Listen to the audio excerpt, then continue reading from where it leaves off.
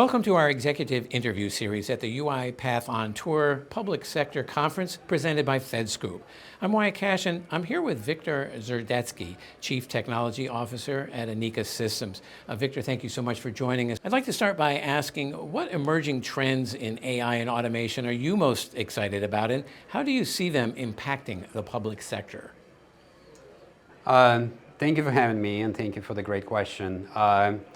From what we see, one of the most exciting things is really the merge of the RPA with AI technologies that creates an intelligent automation that, in addition to just automating your routine processes, we actually now can bring cognitive abilities, right? So we can better understand unstructured data, we can do document understanding, we can do intelligent decision making.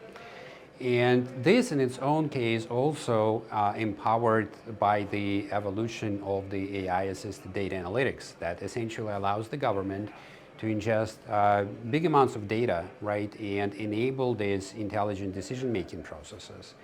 And then, of course, the explosion of generative AI that we've seen for the last year. Of course, it's all started with ChatGPT, but we see a lot more in the technology because essentially it allows us to automate a lot of business use cases, right? It enables to navigate vast amounts of knowledge, right? Such as policies that are very critical for the government. We also can automate a lot of compliance work cases, so we can automatically check your documents or your process compliance with organization challenges. So that actually creates a lot of promise to streamline a lot of government processes and make them more efficient for the people. Makes a lot of sense. And then what are some of the biggest challenges that you're seeing in building trust in AI and automation within your customers' organizations or your organization? Sure. So one of the things is really selecting the right use case, because we've seen a lot of excitement with AI technology, but also a lot of skepticism. Essentially the fear that it can produce results that can bring harm, right? Or bring unpredictable outcomes.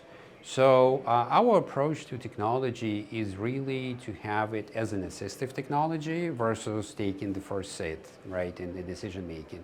And what it really means that instead of making decisions for the human, right, or producing the outputs for the humans, we create outcomes that help humans to make these decisions, right? For example, we can summarize a lot of documents and policies, right, to bring it in front of the person to make an educated decision based on this summarization.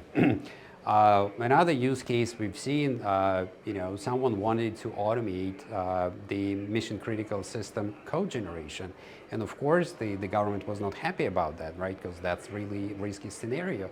But instead of that, we can leverage the technology to do the code compliance check. Right? We can help to generate the documentation, we can automate testing, we can generate a lot of test data with the technology, so that really helps to improve the productivity of the team and make products much more compliant, right, and much more trustworthy.